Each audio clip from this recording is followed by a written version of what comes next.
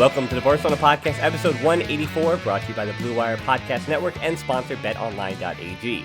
It's Unmissable Opinions, brought to you by the most influential voices in the FC Barcelona community. I'm Dan Hilton. He's Francesc Tomas. Francesc, I usually try to come up with a witty opening on this one, but things are weird. It's surreal. It's odd. I will immediately start the show by taking the hood off the car and say that I work in sports, and every day my wife's working from home now, and I just wake up and I say to her, I go, this is weird. This is surreal. What's going on here? But I just want to know, Francesc, more importantly than anything else, how are you doing? How's everything in Qatar, and how's the family? Things are hola culés. Things are the same. They are all around the world. They're just strange. I was walking around. I had to get out of the house today, and I was walking around, not the city center, because Qatar obviously doesn't really technically have a city center. It's just 4 streets put together, and it was very spooky. It just felt like a zombie movie. You know, I was expecting some sort of very hungry green people coming up from the sides. Really, really strange. You know, it is not something that anyone obviously could have predicted or expected. And I want to trust that everyone's doing their best so that this nightmare just finishes off with everyone's help. Yeah, I put into the Facebook group, and I put it on the Facebook page as well on Twitter, and I put out a YouTube video yesterday just so everybody knows. This is a podcast of the final piece of content from the messaging that I want to let people know that we are going to continue doing the show every week, maybe twice a week, because I've got a few people that I'm talking with just to have a little different topics that we have time for, that because there's no football, because there is no transfer window at the moment. There's going to be a lot of speculation. Sure, Francesc and I will be covering every single ounce of a rumor that you might hear. But as far as the show and the content, everything we're doing, I mean, the only good news, the only silver lining is that if you enjoy the Barcelona content, the Barcelona podcast content, you're going to get plenty of it because, again, I'm going to be home. I'm going to be reading books. I'm going to be working on different things related to the history of the club. And then Francesc will be joining me every week to break down any bit of news that we have, but also do some fun things as well. So this is all continuing. Again, I work in sports, so it really is a blank slate for me. I appreciate the Patreons that are helping out, and I'm going to have some of them help me out with some other stuff as well. So I appreciate all the support, everything that we continue to get, and as much as matches might be gone, the best thing we can have from our couches, from our homes, from where we are, where public officials tell you to be, is to stay home, stay safe. But again, the community still exists online, which is a beautiful thing to say.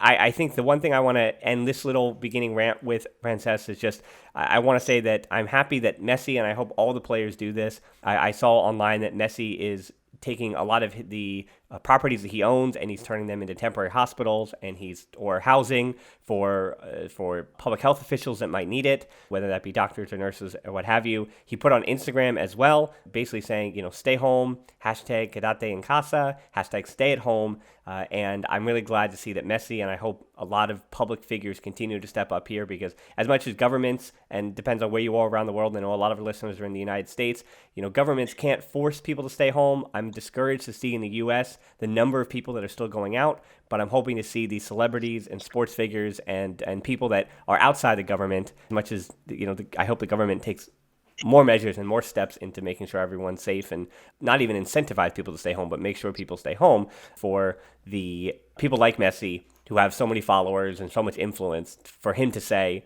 hey, regardless of what you think or what you want, I'm Messi, I'm staying home. You need to stay home. You need to do the right thing and help the most amount of people. So I do appreciate that from Messi. So Francesc, I guess we'll get into what all this means with everything being shut down because of the virus. Is that good? Sure, let's do that. All right. So at the moment, there is a UEFA meeting tomorrow, and that could certainly answer a lot of questions, but I suspect it also won't, because of the amount of time that I think that, as far as just 2 weeks, that's what Liga is suspended for, but I think it's 2 weeks minimum. There's no way that football is going to come back in a week and a half or what have you. Again, continue to watch what's happening in Italy, France, and a lot of different countries around the world as this continues to spread. By the time I talk to you, by the time you hear this, in the U.S. things might be different too, but the NBA, NHL, so many other leagues that were deep in their season, the season could be canceled altogether. But what we've seen so far, reports even coming out a few days ago, REF President Luis Rubiales has said that there are 4 options at the moment: complete the season, cancel it, end it now, or use the halfway table. Those last 2 options give Barcelona the title, but I think regardless, it would be a bit odd the way the way this is going to play out. There's 11 matches left to play, working with UEFA, and the role in the Champions League and Euro 2020 will be essential. If Euro 2020 were to be postponed to another year or canceled, then potentially the Liga could be finished by, we'll say, July or August. And, this is actually the area where I'm actually hopeful, Francesc, about the possibility of how all of this can transpire. There's so many different things you could do. For Champions League, it could be one-off games for a matter of 2 weeks. It could be a truncated schedule for La Liga. I think there are a number of different solutions here, and I think it's time and I'm hoping it's time for these different big money organizations to get creative and understand that they're already taking, I think for Spain it was $6 million in revenue right off the top for 1 week. So they're going to lose revenue already, but to just get creative to make sure that everybody gets the football that they deserve, I guess to say. Yeah, there are many elements obviously you just mentioned. I think what we need to prioritize is everyone's health. And when I say everyone, I include the players. I think that the fact that I think it was Gobert in the NBA was the first coronavirus affected player to basically be announced. And then Donovan Mitchell followed after. We've got the different people. I know there's one in Juventus. Certainly there's 5. Garay, another 4 employees and players from Valencia. So I think the common sense has to prevail. And, this is a virus that doesn't sort of respect who you are. It doesn't care what your ideology, what your position, what your well-being before and after will be. It's just a virus. It just doesn't really care about anything or anyone. That being said, then I think the institutions were right to cancel everything until they've got a better handle on what this disease, this virus, this pandemic actually is. Obviously, the competitions have started. As you said, they are deep into the seasons, and there needs to be solutions. I wouldn't want Barça to win the Liga just because it's finishing now and they were first at the midway. I don't think that, to me, that would be acceptable. I don't think La Liga should be void either. I think that the season has started, so it really has to end. My solution would be just whenever the authorities agree that it can be played again, then decide whether it should be behind closed doors or sort of just the players. But, every single check needs to be done properly, and then continue to play until all the games are played. Obviously, this doesn't necessarily, and you mentioned the 2 weeks, it's certainly not going to be 2 weeks. I would be surprised if it's less than 2 or 3 months even until everything can be restarted. So my solution would be just to hold fire until everything restarts. Obviously, European seasons, we've got this shadow hanging over everyone's heads, which is the Euro Cup, the Eurocopa, that, let's not forget, is played in all sorts of different countries and stadiums. With Wembley, I think England, Wembley Stadium, London had the final, and I think the semi-finals as well. But anyway, I think that tournament can be moved to next season. People were saying and speculating December. To me, that doesn't change much at all. So to me, that should be started sort of next summer and hopefully everything is finished by then. And as soon as we're available, restart all the leagues.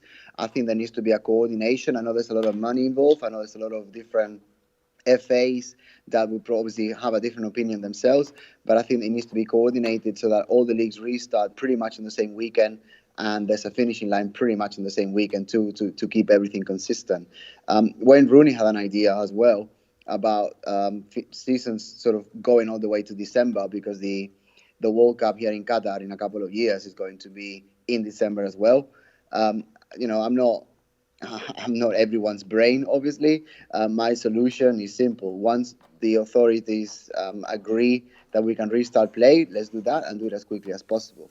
As for the Champions League, knockout stages, etc., I think it would make sense to reduce the games as much as possible. And if they're going to be played behind closed doors, you may as well go to a neutral ground and just play the next rounds there. There was an idea about a Final Four. Obviously, then in my eyes, it should be a Final 8 because, the quarterfinals aren't finished yet. But I would be for having less games, but the pyramid towards the final to continue.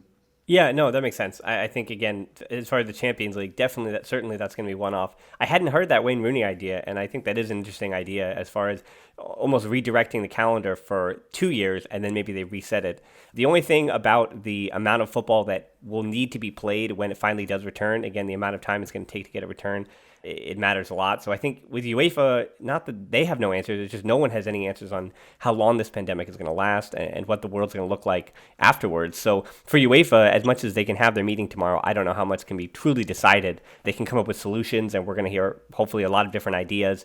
I think, as everyone knows, Francesc and I are fans of the NBA, and as much as people praise the NBA for being the first domino, it did take a player, an actual player, to test positive for the coronavirus before they even suspended, and then all the other leagues obviously quickly followed after the NBA.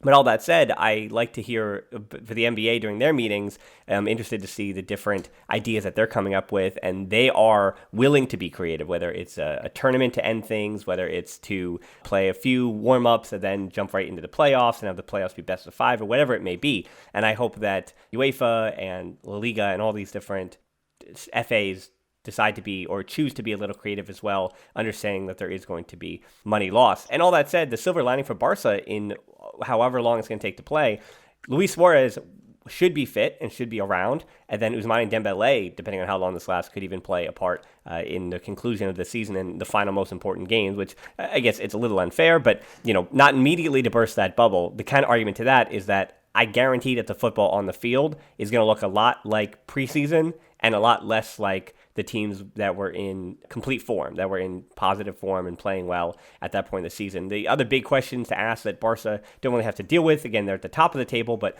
as far as who gets relegated, my belief is that I don't think anybody should be relegated, or you have a relegation tournament in the same way that maybe they're thinking about having a tournament for the top 6 teams or something, but how do you weight the position that they were in, right? Is it if Espanyol loses 1, then they're immediately relegated, and then a team like Eibar, who's not in the relegation zone, they would have to win 2, or they would have to lose 2 or 3 matches rather to be relegated and be put in that position. So I hope that they just get creative. That's all I know, because simply put, this situation is completely unprecedented. It's not even likely you can look through the history of the Liga to figure out an answer. The only times the Liga has been canceled was the 3 seasons from 1936 to 1939 during the Spanish Civil War. Even during World War II, the Liga continued.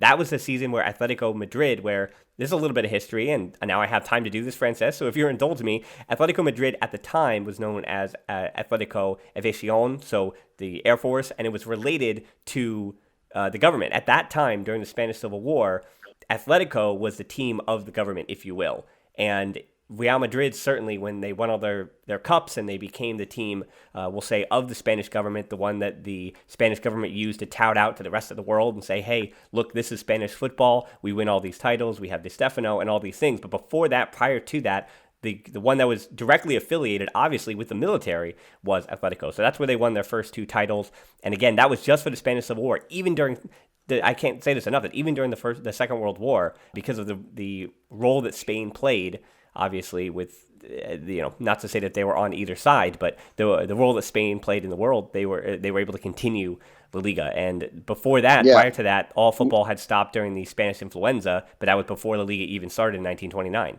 Yeah, and the only point I want to make that's totally true, and good homework done then. But Dan, you clearly have got more time this week. Just to say that football was used, and arguably still is used today, as a distraction for the masses from what's actually going on in politics. And that was a tool that Franco and, other Spanish leaders have used throughout the years to keep everyone quiet and sort of direct attention from what actually matters. Yeah, that's a really good point. Well, we're going to continue to talk a little bit about what the season has been for Barcelona and what it could mean for Bartomeu, Victor Font, and all that after this break. With currently no NBA, NHL, or college basketball, you might think there's nothing to bet on. Well, you'd be wrong. BetOnline still has hundreds of places to wager, from their online casino to poker and blackjack, all open 24 hours a day and all online. Sports aren't totally done, there's still mixed martial arts, and the esports is on the rise. If you're into entertainment, you can still bet on American Idol, the elections, the spelling bee, and even the Nathan's hot dog eating contest. Be sure to use promo code BLUEWIRE to receive your 50% welcome bonus on your first deposit. BetOnline, your new ticket to online action. All right, so we're at, obviously, the point with this stoppage where we expect the season to finish and continue. But, Francesc, I think I just want to bluntly ask you, what do you make of this season, the one that Barcelona have had so far? The season so far has been marked by the inefficiency from the board in order to make sure that we've got the best possible coach from the beginning of the season. Obviously, because that didn't happen, then the team that we had was not fit for purpose, especially when they ended up changing the coach, not halfway through, halfway through the season, but obviously in recent times, around 5-6 weeks ago. And we are in a situation now in which the team was fighting, with very, very little effectives, with very little amount of players, for first-team players especially, in order to move forward. We don't want to look for silver linings, but obviously the fact that the whole competition has stopped may allow some players to come back, may allow some players, especially one of the oldest players, a larger amount of rest that could be beneficial moving forward, if the thing is to move forward, obviously, as we discussed before the break. And so I would say it's been a disappointing season overall, especially knowing that the Messi's peak basically doesn't have that many more years left, probably this one and a couple more, being optimistic. Yeah, right. I think this is one of those many seasons, and prosperity won't let us know this for decades now, but in the future, the background of my laptop computer, and people, when I work other jobs and they see it, they'll say something, but it's the treble with Messi and Neymar and Suarez and the whole team, Rafinha and Adriano and all the fun ones. They're all, set up, and they're celebrating the Champions League trophy from 2015. That was the last time Barca won the Champions League, and this is one of those seasons where you do think about that for a moment and go, oh, it's been 5 years now, plus potentially 6 seasons on, that Lionel Messi has not captured another Champions League. And unfortunately for Messi, I think and already believe that he is the greatest footballer ever to play. And those are all marks, and every one of those years is a mark against him. That when he was in his prime, because you do think about it, that the last time he won the Champions League trophy, he was just entering what would be his athletic prime.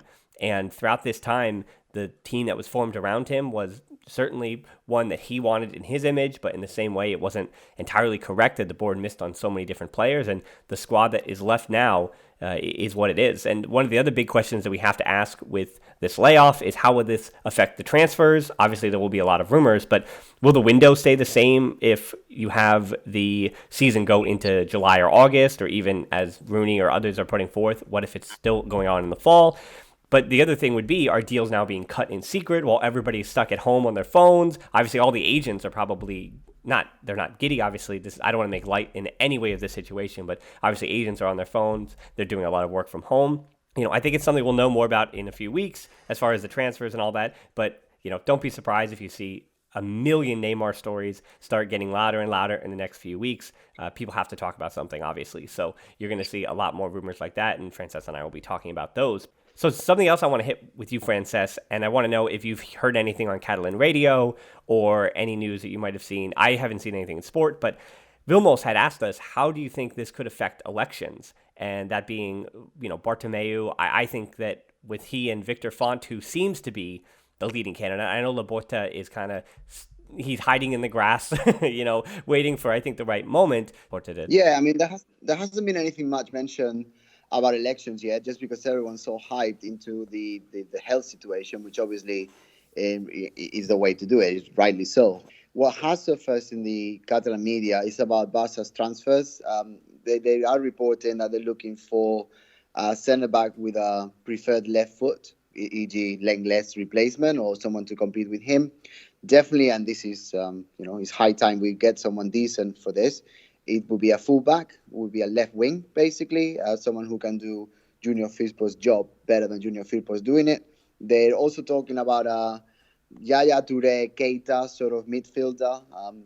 People tend to call that a box-to-box, aggressive, physical midfielder, which clearly we don't really have in the team. And also the traditional Lautaro, the traditional striker to try and get Suarez out of the starting spot, which, by the way, even Suarez himself has said, yes, that is needed because it would help me be better every day. That's pretty much what has surfaced. Now, what this will mean for elections, I mean, it's very early to call. I know Bartomeu is going to be involved in this huge meeting about deciding, arguably, the future of football as we know it, definitely for this season. And I think that key decisions at the key points are going to be, I don't want to anticipate anything, but in my eyes, it would be digging a larger hole that basically has already been digging really, really deeply over the last year and a half with his handling of the staffing, coaching, and certainly making a club worse than it was when he started taking the reins. Yeah, I don't see how the elections happen till 2021 now, just because again the timeline and in these kind of situations, as this is not about football in any way, but when these kind of situations arise, it's best usually for any organization to have the same steady hand that started the conflict to end the conflict. It usually works that way, that you'd want Bartomeu to be able to see Barcelona out of what is, again, this thing that every club is going to need to guide themselves out of. And again, Barcelona, it can't be said enough, they are in a privileged position where Barcelona, FC Barcelona, as it were, is going to survive and going to be just fine financially. As much as they take a deficit and things are going to look a little nasty for Barca not getting that gate revenue, sure. But there are clubs all over Spain, and I don't even think of the first division. I'm talking about the third division. I mean, you are going to see, or could potentially see, a lot of the opponents of Barcelona B folding and closing up their doors. And again, I'm not sure if the federation would step in or they'll suspend some of the costs.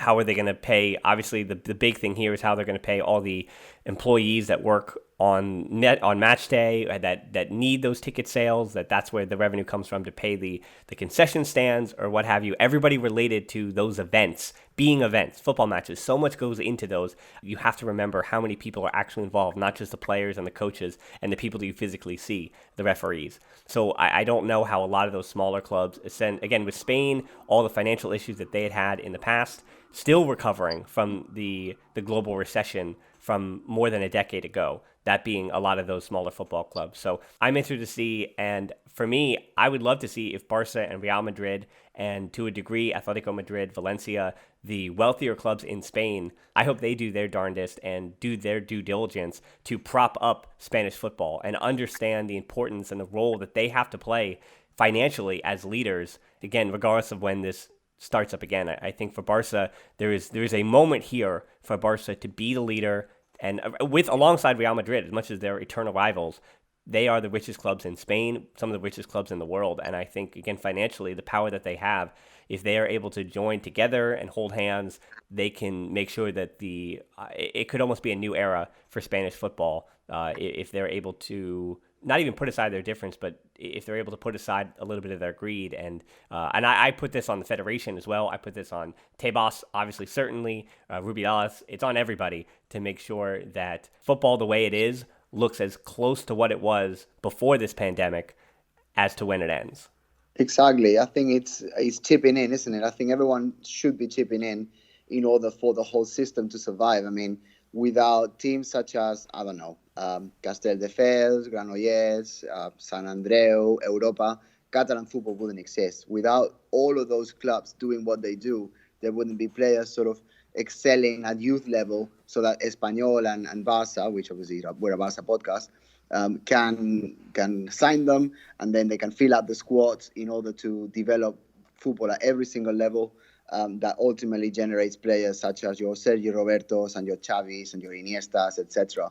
That is what the system has been, and that's what the system should be. I mean, if you think about it, the vast majority of money, I'm making this number up, but I would say 80 to 90% of revenue from TVs has to be in Primera División, in La Liga. And out of that, I think it's around 30 to 35% Barca and Madrid together get. So if every single club at the top level agreed to take off, say, 5% of their revenue and share it across, then teams in Segunda B and Tercera División, they would certainly be able to survive. But at the same token, if that did not happen, then I am sure that teams such as the ones I mentioned, Europa, San Andreu, etc., they wouldn't be able to survive, I want to say, 3 months without football. Not necessarily because the people, as you mentioned, the people at the gates and the people that, at the cleaning stuff, etc., but actually the players themselves, they wouldn't be able to get paid. I mean, the situation in Spain is critical as it is in terms of revenue for what I want to call amateur football, or the last layer before professional football starts at Segunda División level. And yeah, this could be huge. I mean, there's a lot of factories and multinationals that are already sacking everybody. I heard today that SEAT and Nissan and even Burger King in Spain have already done this. Burger King has released everyone in Spain. And I got this information from El País. So if I'm wrong, sorry, Burger King, but this is what I read from El País, which is a reliable source. it's gonna happen. It's gonna happen because if you're not getting money in, you have to cut costs, and it's gonna be very, very difficult for a lot of people. Obviously, I don't want to get too political or too general here, but if we're just talking about football, there's a lot of clubs that will have to fold if this continues. And I know this is something that has been mentioned by one of the chiefs in the Bundesliga, saying that, don't worry about 18 or 20 teams for next season. Worry about this season. The 18 teams that are currently there will not be able to finish. And, I don't want to be too catastrophic here, but this situation has to change if we want our sport to continue, as you mentioned, the way that we know it. Yeah, and I think the underlying thing that Francesc and I want to circle back as this kind of wraps up our conversation about all this, and before we close, we'll tell you about what's coming in the future for us. But as far as the way this pandemic affects football, the most important thing that, again, I want to remind our listeners is that football is secondary. It is as secondary as possible in this instance. And again, it's all about what's happening in the world. It's about public health. It's about just doing the right things and keeping as many people alive during this pandemic as possible. So again, football, it is our distraction. It is our entertainment. It's been used for all those different ways throughout the years. As Francesc had said, the Spanish government had used it as a distraction, but again, it is largely entertainment. It is something that we spend so much time worrying about and thinking about, and it is our community as well. So we just have to, again, be vigilant and be focused on that. But again, I'd like to see for Barça right now, as we're recording this, they are replaying Barça versus Juventus in 2005 at the Gamper Trophy. So I'm glad that Barça is going to start to dig into their archives and show us some old matches that we can enjoy. I know they don't have the rights to older Champions League or Liga, but I hope that some of as far as the digital aspect of things, that, again, they also open up the reins on the archives, on the vaults, and they put all those good stuff out for everybody. And I say all over the world. I hope Barça is able to get some of those rights, put them on their website, and so that people can stream them and all those different things. So there are a lot of possibilities for what they can do in terms of media to fill time, to fill content. I'm excited to see those things. And for us, perfect transition about what content we're going to be producing.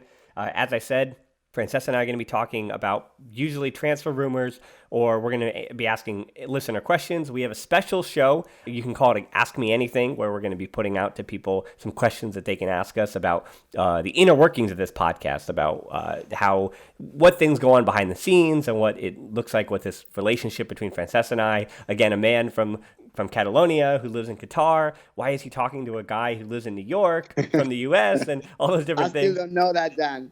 I still got no idea what we're still talking. Well, all those questions and more will be answered. We're going to have a special show about that. I'll put that on the listener group. So that'll be a fun show. I'm going to be having a Patreon guest on. The plan is to be talking about some finances. I'm going to have YouTube content still coming out as well, whether that be lists, whether it's, again, history. Francesc, he tipped you off. I have already been doing my research. I've already been doing my reading. So I'm going to review some of my favorite books as well. That'll be a YouTube video, maybe even coming out in a few weeks, depending on the schedule. Again, so I've got a lot of different things that are on the burner right now. I have plenty of time to burn, but for it, I'm still going to be talking about Barça. I'm still going to be thinking about Barça. And certainly, it's still going to, for me, even though matches aren't going on, and I hope it is for all of our listeners, it's going to continue to be that escape that we have, that entertainment as I'm sitting at home, just hoping that everything is going on well in the rest of the world. Totally agreed, and I'm very happy to be part of it, so we can continue to keep our Barca brains going forward, even though that time seems to be passing very slowly. And as we said at the beginning, health has to come first. So let's make everything better if we can together. Perfect. So we thank you so much for listening again. You can tap in your app, check out the show notes to subscribe to the show. On Twitter, at the Barcelona Pod, or at HiltonD13 for me. On Instagram, at the Barcelona Pod. Our closed Facebook group, tvpod.link/group. I'm interested to see the discussions and deeper dives that they continue to discuss each day. And you can also help us out on Patreon, as many have, to continue making these shows at tvpod.link/Patreon. YouTube, you know about that. That's the Barcelona Podcast. Again, check out some specific work over there that's not on the podcast. So check us out there. Hit that subscription button. And as always, thanks so much for listening to the Barcelona Podcast. Until next time, we'll talk to you soon. And Forza Barça. Be safe. Forza.